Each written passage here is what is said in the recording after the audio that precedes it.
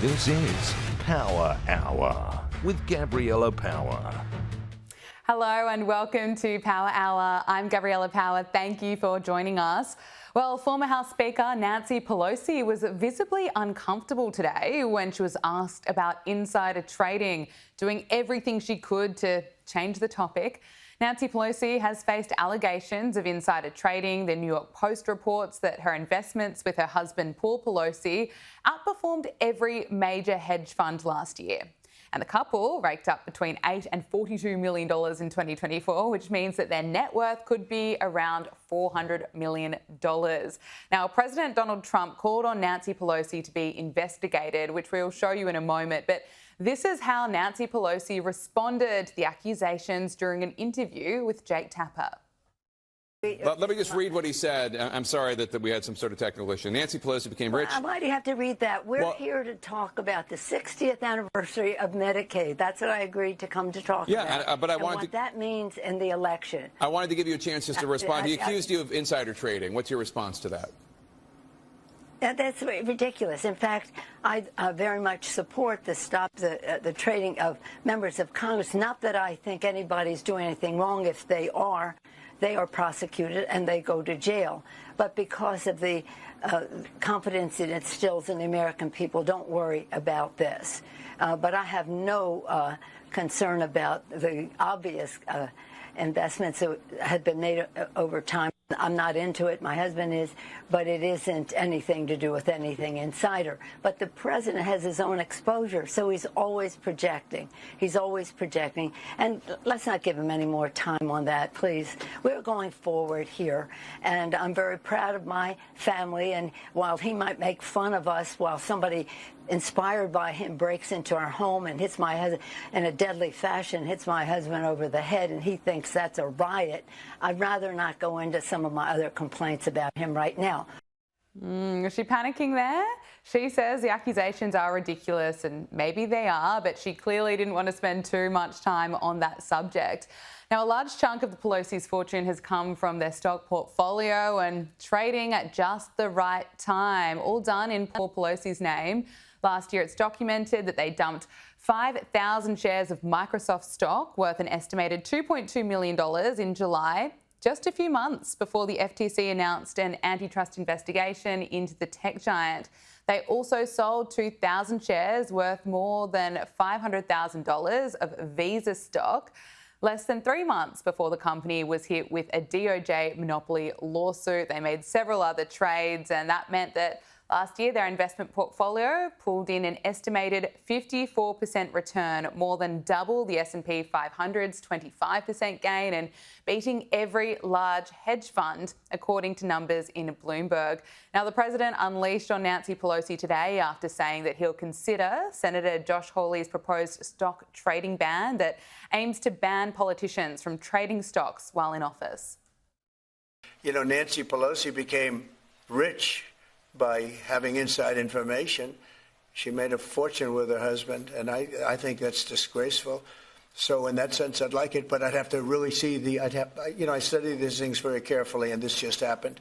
So I'll take a look at it. But conceptually, I like it. And what I do think is Nancy Pelosi should be investigated, because she has the highest return of anybody practically in the history of Wall Street, save a few. How did that happen? It happened by she knows exactly what's going to happen, what's going to be announced. She buys stock, and then the stock goes up after the announcement's made. And she ought to be investigated. How did that happen? He's not the only one asking that question. In the past, Nancy Pelosi has rejected calls for a stock trading ban, insisting we're a free market economy, but she's since changed her mind. And as she gets closer to the end of her career, she now supports the trading ban. Joining us now is the host of After Party on NK Media, Emily Jashinsky. Emily, it is great to see you again. Congratulations on your new show, After Party with Emily Jashinsky. I've been loving it. How are you finding it? Are you enjoying being in the hosting chair? Thanks. Yeah, no, it's absolutely been a blast. And we're live actually on weeknights, Monday and Wednesday, 10 p.m. So doing live shows is also just so completely different. So it's been a lot of fun. Oh, keep it up. We can't wait to watch some more. Let's get into some of the topics of the day. Nancy Pelosi looked like she was panicking a bit during that interview with Jake Tapper when she was asked about insider trading. Now, we know that there's been a lot of speculation for some time about how someone on $200,000 a year is worth hundreds of millions of dollars, and her husband is just very good on the stock market. I want to get your thoughts. What do you make of Nancy Pelosi now supporting the stock trading ban, and also the president today calling for her to be investigated? Yeah, the stock trading ban is interesting because Nancy Pelosi is one of the reasons that the original Stock Act of 2012 ended up getting passed. Now, that was bipartisan at the time. There were Republicans and Democrats, but Pelosi was the most prominent Democrat. Peter Schweizer's reporting at the time had revealed just how much trading her husband was doing and how obviously it conflicted with her business in the U.S. Congress. But the Stock Act is not something, I mean, one of the reasons this is still such an issue for so many people is that the Stock Act is not, it doesn't have a lot of teeth. And so you need something else that's basically just a full ban. Otherwise, there's a million ways to get around it. And Nancy Pelosi is now at the end of her career. There's a populist wave here in the United States. I think she sees the writing on the wall. But I mean, come on, like this is where Paul Pelosi has made so much of their family fortune over the last several decades. You know, if this had happened several decades ago, the Pelosi's would be a lot less rich. Yeah, absolutely. Look, it's interesting looking at the Democrats. The party's approval rating is at a record low, but Rolling Stone magazine published polling this week that found that voters see Democrats as more corrupt than Republicans. This is a Liberal poll, Impact Research, that also found that voters deemed it very important, 53% classifying it as a very big priority. Why do you think that is? Why do you think that people are seeing the Democrats as more corrupt? Here in Washington, D.C., that survey, if you mentioned it at an event or a pub, people would absolutely have their jaws on the floor because Washington doesn't realize this is how the country sees the Democratic Party. They think that Trump has been such a political gift with all of the baggage that comes with this guy being a businessman who's had deals in Russia and the Middle East and all of that.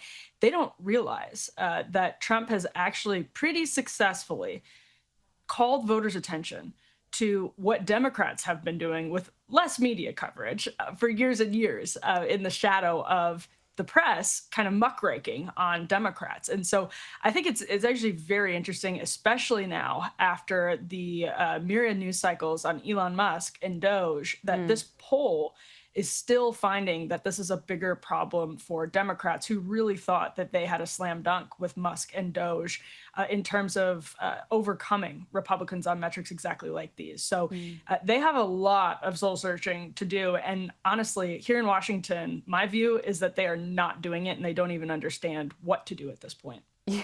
Well, I think it's not just in Washington. People around the world are thinking, what on earth are they doing? What direction are they going in? Well, we know that a former Vice President, Kamala Harris, has confirmed that she's not going to be entering the 2026 California governor's race, ending months of speculation about a return to politics. But in her statement, she said she reflected deeply and decided not to seek elected office for now. The key words there. She wrote, "For now, my leadership and public service will not be in elected office. I look forward to getting back out and listening to the American people, helping elect Democrats across the nation who will fight fearlessly, and sharing more details in the months ahead about my own plans." Now, Emily, this certainly opens the door for another run for president in 2028. How likely is it that we'll see that?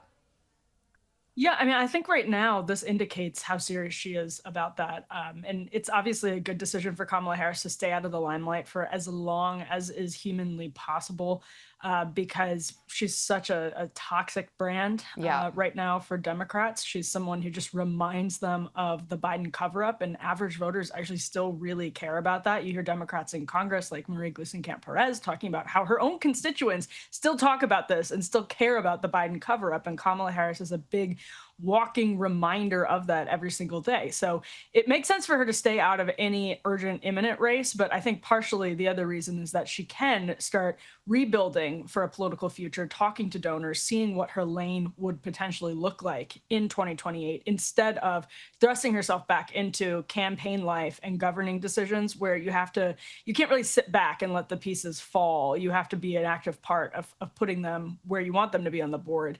I think she recognizes is that it will behoove her to come into that process later and not really be a leader in the Democratic Party's transition phase right now. Well, speaking of the Biden cover-up, former President Joe Biden is now writing a memoir about his time in the White House. He's reportedly getting $10 million up front to write this. I mean, Emily, what are the chances that he's actually going to be writing this one? He might be bringing back the auto pen or staff who are actually running the country to get this done.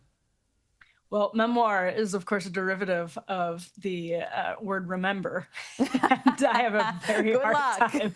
I have a very hard time believing that Joe Biden's memories of his time as president of the United States are detailed and vivid enough to constitute a really compelling memoir without someone else filling in a lot of the blanks for him. And I'm sure that's about what we're going to see. He's right now ailing from, I believe, stage 4 cancer, very serious cancer diagnosis. So, I mean, it's actually always just makes me sad. I mean, it makes me mad on behalf of the country, but it makes me sad also for him to just see him try to build this legacy after serving in office, trying to run again and dividing the country so much over what was obvious for everybody to see. Yeah, I agree with you. It is so sad, and I think the people around him, including his family members, have a lot to answer for. I want to ask you about an incident that took place in the United States this week. There was a horrific attack in Cincinnati where vision went viral of thugs attacking 2 people just in the streets. You know, a vision that was horrific. We decided not to play it. Now, Cincinnati Chief of Police, she held a press conference where she unleashed on the media and those posting on social media about it. Take a listen. Social media and journalism and the role it plays in this incident. And yes, guys, that's you. That is you. Social media, the post that we've seen, does not depict the entire incident. That is one version of what occurred. At times, social media and mainstream media and their commentaries are a misrepresentation of the circumstances surrounding any given event. What that does, that causes us some difficulties in thoroughly investigating the activity. Emily, I just find this bizarre that the blame is for this attack in a way is getting put on the people who filmed it and shared it on social media. It's also wild that she's blaming the media there because I noticed that there was really a lack of coverage when it came to this event. It took the mainstream media quite a long time to actually cover this.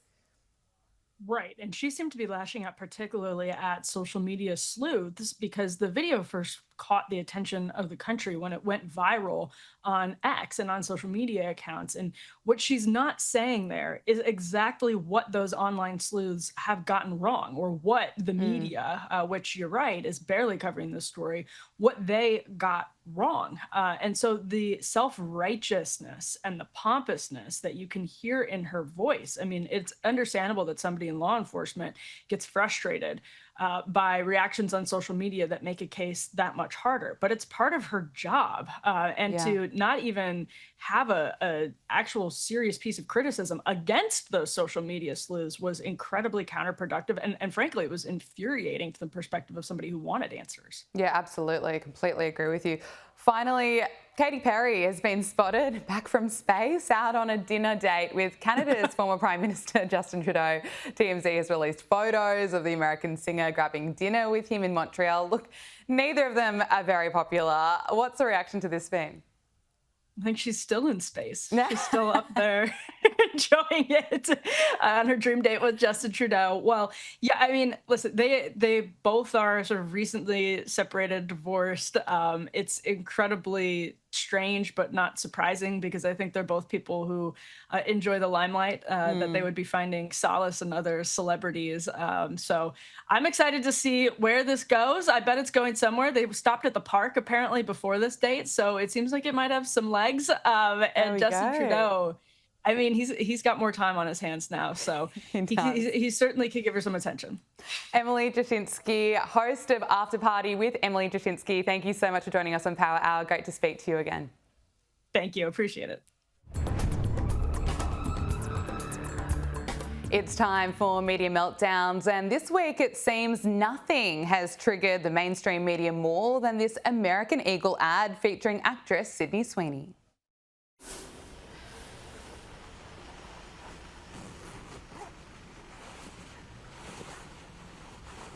I bet you want to try these jeans. Sydney Sweeney has very keen. An ad so offensive with its play on the words jeans. Now, it brought this TikToker to tears. That got me too. And I don't know why. Maybe because it's just so blatant.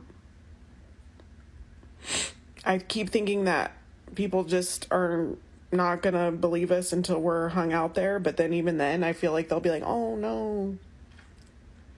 Kind of like they are with... Of course, this wasn't American Eagle hiring one of the hottest actresses in the world right now to sell their product. It had to be something much darker. I'd be surprised that a company whose name is literally American Eagle is making fascist propaganda like this. Probably not. I could be wrong, but something tells me that Sydney Sweeney is not a Nazi, and neither is the CEO of American Eagle, who is Jewish. But what we just heard were the opinions of some left-wing lunatics. What has the media had to say about this? Well, they are in meltdown. MSNBC has published this opinion piece, which is hilarious. The headline reads, Sydney Sweeney's ad shows an unbridled cultural shift towards whiteness. Oh no. Let's just bring you the best parts from this. The subheading has advertisements are always mirrors of society, and sometimes what they reflect is ugly and startling. And parts of the article are just so absurd. Journalist Hannah Holland writes, the backlash has been swift and fierce, and some of it, at least if you ask me, is fair. In the videos, Sweeney exudes a sort of vintage sexiness that caters to the male gaze. That is certainly not allowed.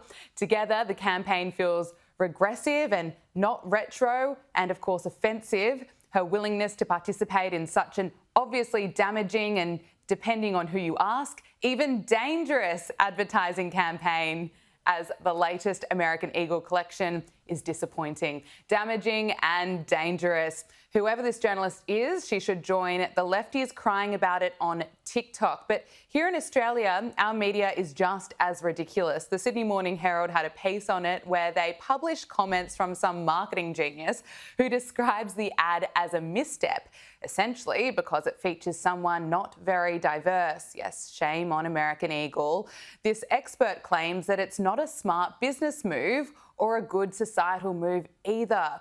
It's a bizarre assessment given that this is the most talked about clothing company in the world right now, and all those lefty tears that we're seeing on TikTok just keep driving up American Eagle's share price. That sexy Sydney Sweeney ad just made American Eagle $200 million in 5 days.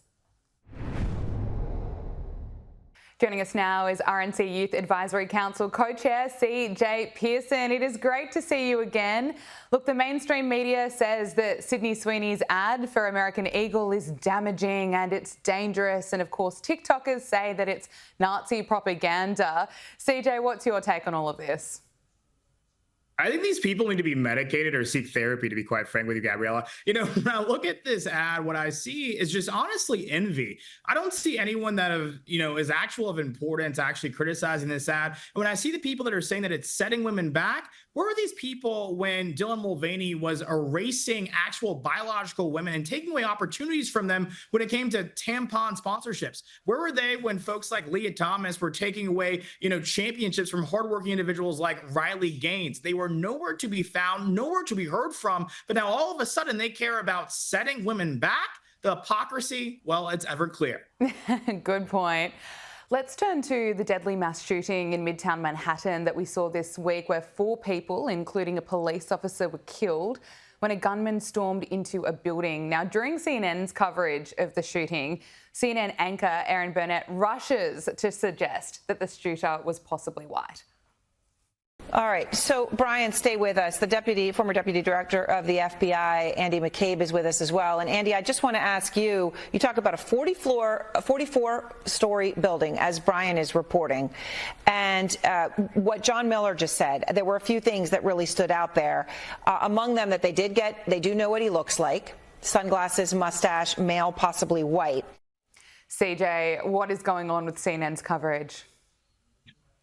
This is part of the course for them, and it's exactly why, we really probably don't hate the liberal media enough. All these people know how to do is lie and stoke division. Imagine if they had replaced the word white in that sentence with black. They would be off the air tomorrow. The NAACP would release a statement calling for their condemnation. The Biden DOJ probably would have sued them off the air, but yet, because he's a so-called, it could have been possibly white, as we know now that person to be not that at all, they just absolutely skirt accountability. It's disgusting. But again, it goes to show exactly why people just don't trust the media anymore.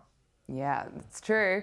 Now, as New York City reels from that mass shooting, there's plenty of focus on Democratic mayoral nominee Zohran Mamdani over his recent pledge to eliminate a key police department that handles mass shootings. So just back in December, he pledged on X to disband the New York Police Department Strategic Response Group. This is a group that's responsible for riots, for civil disorder and shootings. He wrote, "As mayor, I will disband the SRG, which has cost taxpayers millions in lawsuit settlements and brutalised countless New Yorkers exercising their First Amendment rights." Now, we know that Zohran Mamdani has previously called to defund the police. He's now back from his wedding in Uganda, and he was asked if he regretted making some of those comments, and he doesn't say no. Let's take a look. Do you wish you hadn't said some of those things a few years back? My statements in 2020 were ones made amidst a frustration that many New Yorkers held at the murder of George Floyd and the inability to deliver on what Eric Adams, of all people, described as the right for all of us to be able to enjoy safety and justice, that we need not choose between the two. I mean, what does this say about Mamdani? He's entitled to police protection. He says he's grateful for that. But are New Yorkers going to wake up, as to who this man really is? God willing, they will. But I got to say, these comments aren't only disgusting, but they're disqualifying. And if Zohran Mamdani believes that the police are not capable of doing their job in the city of New York to keep people safe in that community, then I hope that he actually goes and tries to do their job himself. Because I guarantee you, he will never be able to do it. And maybe that will actually lead to some appreciation shown for him towards the men and women who wear the blue, who protect our communities every single day here in the greatest country in the world and what used to be the greatest city in the world, but runs the risk of no longer being if he becomes mayor. I want to ask you about Chuck Schumer. New York Senator and Senate Democratic leader Chuck Schumer says that Republicans don't believe in democracy. And well, we've all heard that before. But according to him, poor people or people of colour wouldn't be able to vote in America if there was voter ID. Shows why we need legislation. Because these guys are undoing everything in every way they can. They don't want poor people to vote. They don't want people of color to vote. They don't want Democrats to vote. They don't believe in democracy. We do. I thought the argument for voter ID is to make sure American citizens are the only ones voting in American elections. Am I missing something? That's pretty damn racist. I actually thought I was watching a live stream of KKK rally when you played that back. Here's the deal. The idea or the notion that black people are somehow too dumb, too stupid to figure out how to get a photo ID to vote, which is one of the most sacred responsibilities we have as American citizens in this country, is not only preposterous, but it's downright offensive. And Chuck Schumer should be ashamed, but also, too, let this be insightful into the way in which the Democrat Party views the black community in this country. And black folks need to wake up in this country and realize this is how these people see us, and that's exactly why we should reject them. I want to talk to you about South Park. Cartman is going to be playing Charlie Kirk in the next episode. We know that the latest season has launched. It's already slammed their streaming home Paramount Plus and the President Donald Trump. But in its latest episode, it appears to take aim at co-founder of Turning Point USA, Charlie Kirk. Let's take a look. Wednesday, August 6th. You can just shut up, baby, because you hate America and you love abortion. On an all-new South Park. The epic season continues. Look, I love Charlie Kirk, and I think South Park always seems to nail it. Charlie Kirk says that he's looking at this as a badge of honour. What do you make of it? Charlie's, a great friend of mine. And I got to tell you, this is the difference between the left and the right. We can roll with the punches. We can take a good joke. And I look forward to seeing Cartman, a.k.a. Charlie Kirk, on the libs, as he often does all across the country every single day. Okay, and finally on Donald Trump, he opened his new Scottish golf course. Let's just take a look at him teeing off. Please welcome onto the tee the 45th and 47th President of the United States of America, Donald J. Trump.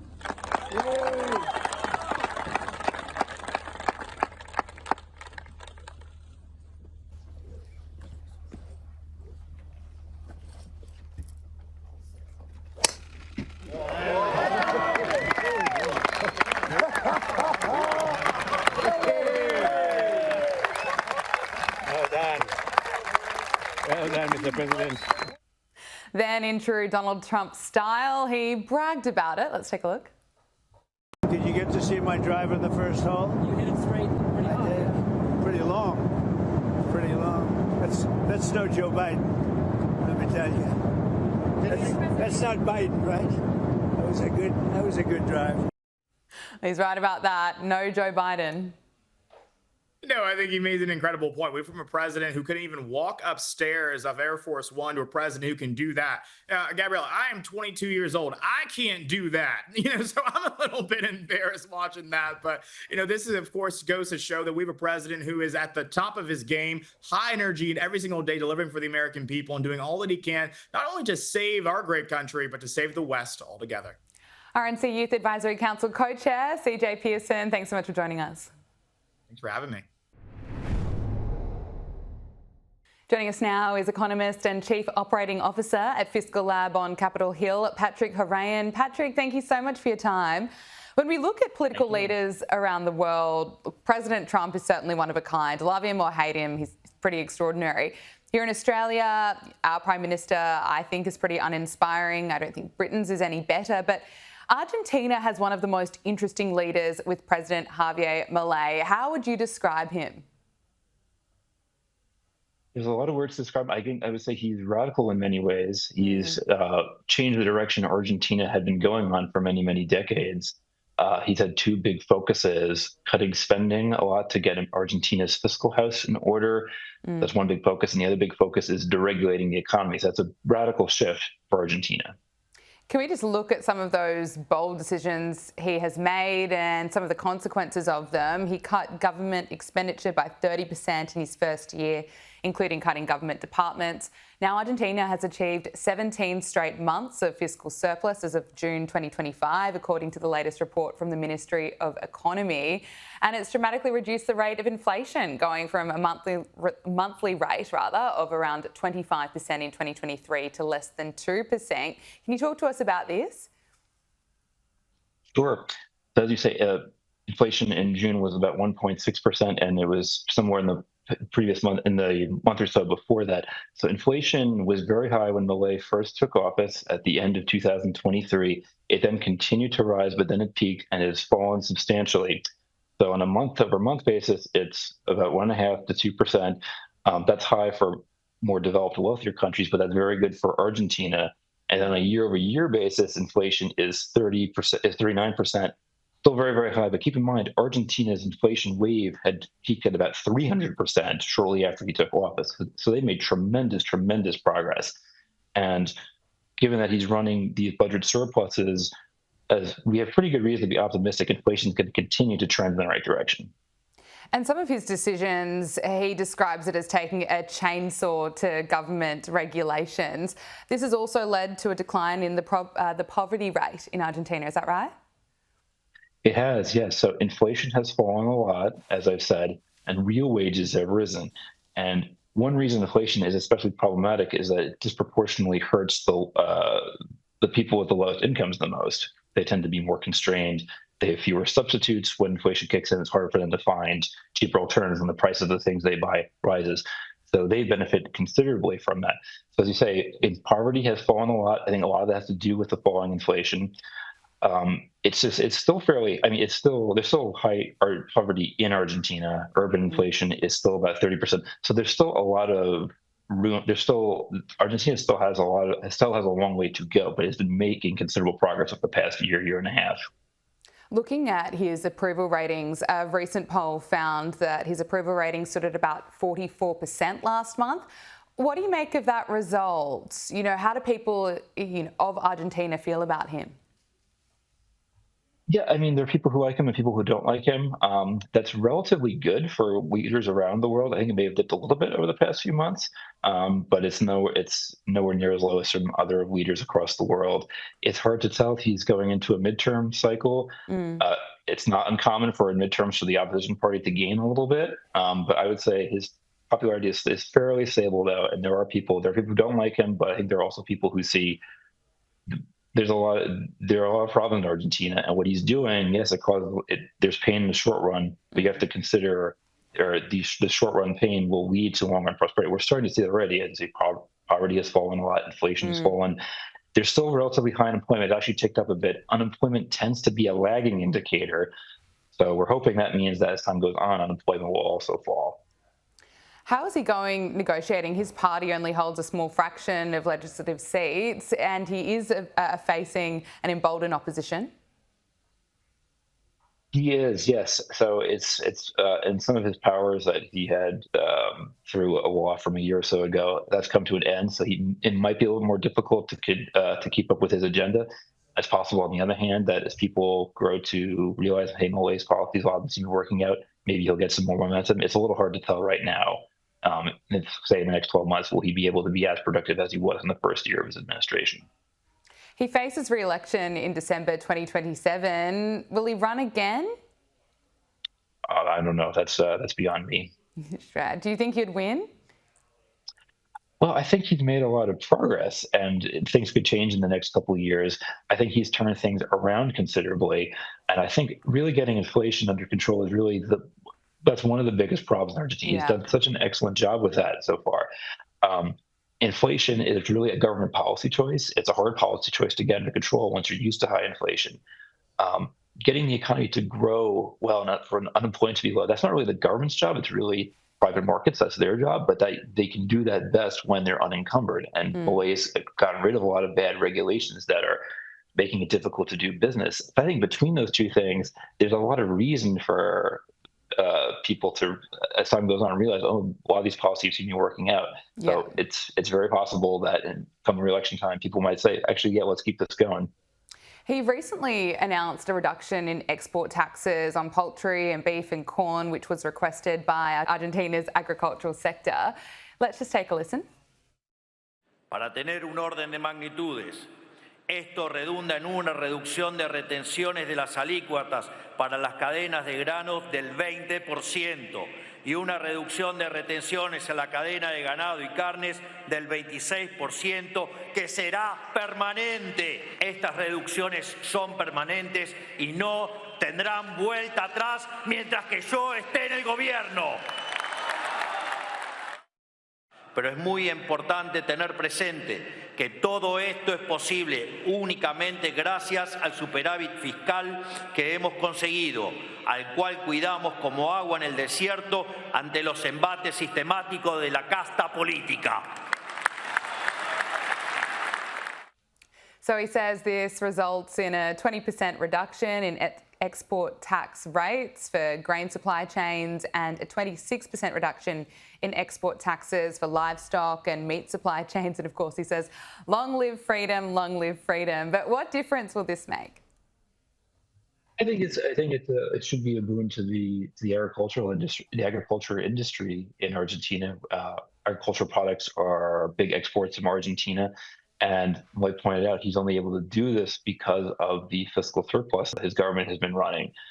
Because they've embraced fiscal conservatism, fiscal rectitude, they have more room to cut taxes in other areas. And this is an example of a tax that wasn't so good for the economy. It was a tax that favored government. The government liked it, brought in revenue, but agricultural exporters didn't like that. So, and again, I think this is the kind of tax cut that would be very good for the Argentine economy, make it more competitive internationally.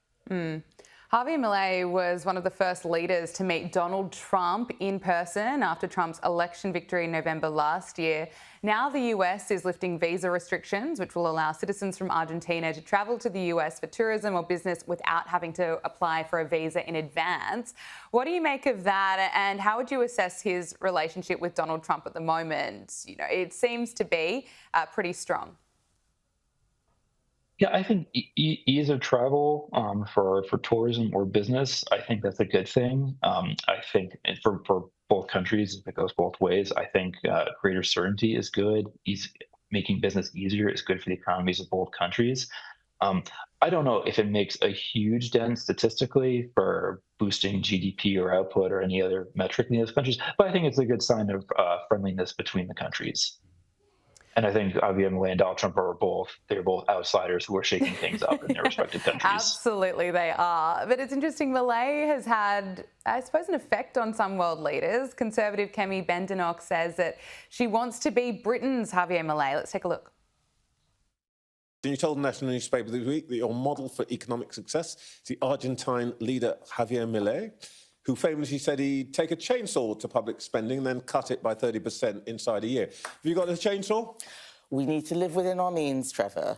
We've been having a long debate about welfare. I know that. Are you going to bring out your chainsaw? No, I wouldn't literally use a chainsaw. But it was a very, very visual story that he told about making sure that Argentina lived within its means. We're a different country. We have a different setup. But we need to start thinking about the next generation. We are borrowing our children's money to pay for today, to pay for welfare. We're paying £100 billion on debt interest. That's just not fair. OK, it's very disappointing. I like a leader who knows power tools. You like to get a chainsaw? I like power tools.